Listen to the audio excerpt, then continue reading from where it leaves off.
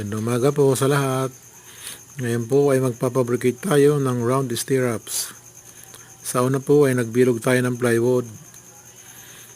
Tapos, ang sukat ng plywood ay 22 po ang bilog niya.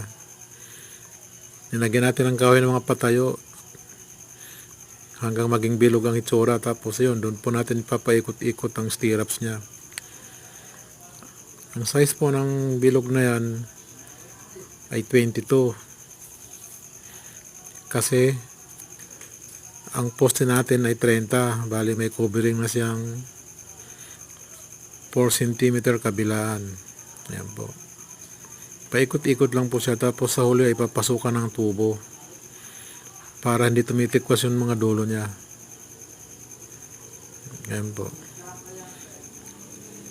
Thank you for watching.